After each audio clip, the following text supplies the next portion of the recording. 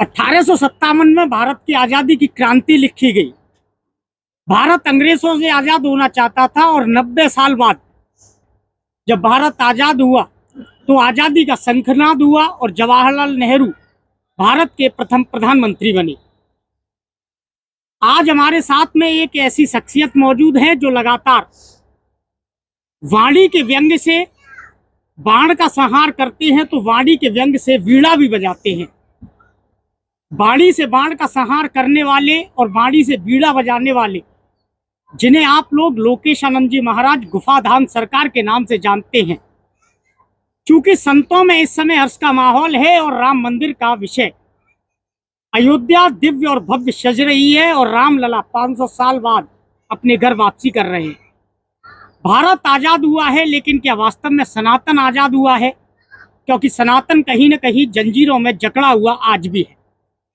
500 साल बाद रामलला घर आ रहे हैं, जिस पर संतों में हर्ष का माहौल है, तो कहीं संतों में एक तरफा दोहरी धर्म की राजनीति भी देखी जा रही है। इस समय राजनीति भी चहुं ओर है और राजनीति एक बड़े सूल की तरह उत्तर प्रदेश के साथ साथ समूचे भारतवर्ष में काम कर रही है।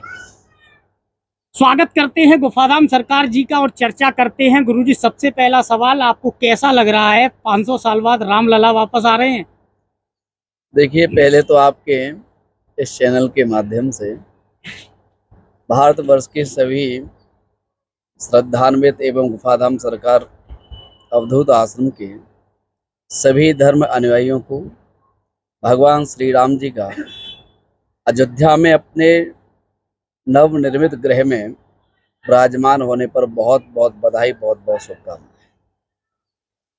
देखिए, इसमें तो कोई बात ही नहीं है। ऐसा प्रतीत हो रहा है, एक मुझे स्मरण याद आ रहा है, जब अब वो स्मरण है माता सबरी का, जब उनके गुरुदेव भगवान मतंग ऋषि आए हैं तो भावातीत भाव में आकर के माता सबरी ने एक बहुत सुंदर बात कही कि गुरुदेव, हम कुछ पूछना चाहते हैं। बोले, क्या पूछना चाहती हूँ? बोले, बताइए कि भगवान आएंगे या मुझे उनकी प्राप्ति होगी? तो गुरु महर्षि मतंग ने माता सबरी के अंदर जो ललक थी, जो पिपासा थी, एक जिज्ञासा थी, एक भगवान को प्राप्त करने की चाहत थी, वो चाहत माता सबरी के स्वरूप में परिणत हो रही थी। उस भाव की दृढ़ता को देख करके महात्मा मतंग ऋषि ने कहा कि गोविंद आएंगे, आप इंतजार करो। बोले, आएंगे कैसे? प्रश्न किया। बोले, आएंगे कैसे? बोले, हाँ। बोले, तेरी निष्ठा के द्वारा आएंगे, तेरे समर्पण के द्वारा आएंगे, तेरे सिद्धांत के द्वारा आएंगे, तेरी श्रद्धा के द्वारा आएंगे। जब माता सबरी ने गुरु की इसी वाणी को अपना श्रृंगार बना लिया और भगवान के आगमन की प्रतीक्षा करने लगी, ऐसी प्रतीक्षाएं करती हैं कि गुरु के स्वरूप की वाणी का आदर करते हुए माता सबरी इतना तन्मय हो जाती हैं, इतनी तन्मय हो जाती हैं कि उनका एक एक रोम राम के आगमन की प्रतीक्षा करता है। तल्लीन हो जाती, डूब जाती हैं उसमें।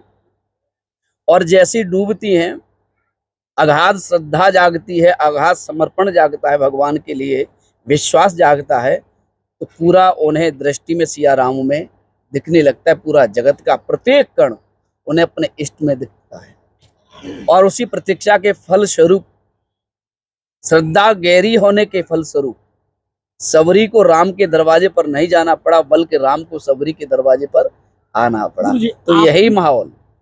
आपने सबरी की तरह राम की प्रतीक्षा की? बिल्कुल। मैंने ही नहीं, इस भारतवर्ष के प्रत्येक कण, इस भारतवर्ष का श्रृंगार, इस भारतवर्ष का गौरव, हम सब सनातनियों का श्रृंगार, जी जी, जहाँ से हमारी शुरुआत जागने से और सोने तक राम से होती हो, उस राम को उसकी नगरी में आने में 550 वर्ष लग गए। इससे बड़ी दुर्दशा इस दुनिया के लिए क्या हो सकती है? ये बहुत बड़ा दुर्दशा है। राम का राज्य है, राम का देश है, राम की भूमि है, राम यहाँ कण कण में व्याप्त है।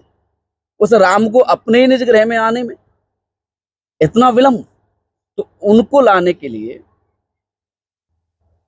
आज सवरी के रूप में मैं तो कहूंगा, जिन्होंने बलिदान दिए, जिन माताओं के सुहाग चले गए, जिन जी। पुत्रों के सिर से उनके पिता का वरदस्त चला गया, किसी शिष्य को गुरु से विमुख होना पड़ा, न जाने कितने अनगिनत कार सेवकों ने महाराज अपने बलिदान दे दिए।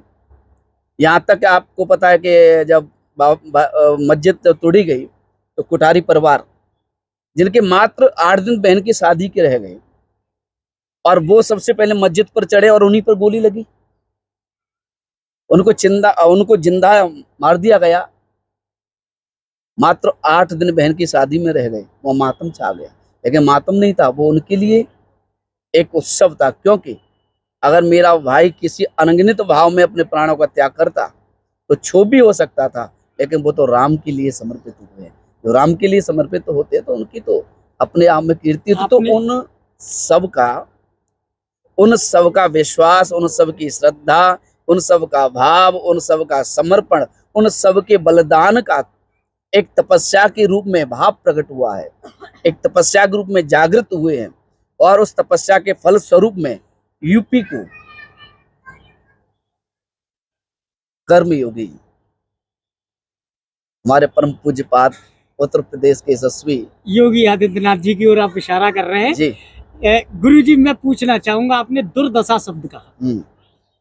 भारत में आप कह रहे हैं कण कण में राम है, लेकिन इसी भारत में रामचरितमानस को फाड़ा गया, इसी भारत में राम को मांसाहारी बताया गया, इसी राम को अपने टाट से ठाट आने का प्रमाण देना पड़ा। नहीं, ऐसे भारत में कण कण में राम नहीं, बिल्कुल है।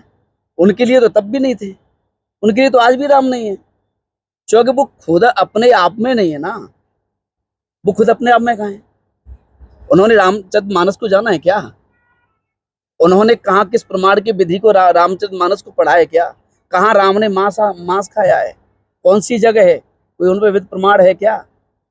ये वो है जो खुद इसका पालन करते हैं, क्योंकि जिसकी दृष्टि गंदी होती है उसे सृष्टि भी गंदी नजर आती है। जैसी दृष्टि वैसी सृष्टि। तो उनकी दृष्टि गंदी है, क्योंकि वो तो लोक लुभावन के लिए, अपने काल्पनिक प्रभाव के लिए ईश्वर को दांव पे लगा रहे हैं। वो तो भगवान को तो सहज बताते हैं, उनकी औकात नहीं है। जो ऐसा लोग बोलते हैं, बोलते क्या है, स्वामी प्रसाद मौर्य बोल रहा है, जी जी जी, उसकी औकात ही क्या है साले की? कौन है वो? कौन है वो? कुछ नहीं, साधारण है।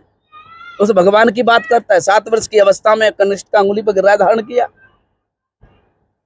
उस राम जी की बात करते हैं जिसने घर घर में मर्यादा को स्थापित किया। सबके युवाओं के हृदय के समस्त प्राणियों के समुदाय भगवान है। आपकी यही बात अच्छी लगती है कि बात राम मंदिर की है। आप कनिष्ठ धारण गोवर्धन चले गए, वाराणसी पूरी हुई है, अयोध्या पूरी हुई है, आपका इशारा शायद मथुरा काशी बाकी है। वो तो है ही। उसमें संशय कहाँ है? उसमें संदेह कहाँ है? अब भी नहीं होगा तो कब होगा? अब भी न होगा तो कब होगा? अब इंतजार का समय गया, क्योंकि अब युवा जाग चुका है, सनातन जाग चुका है, धर्म जाग चुका है, और सबने ये मत स्वीकार कर लिया है कि राम ही धर्मो विग्रह, राम साक्षात धर्म का विग्रह है। इसमें कोई दोहराय नहीं है।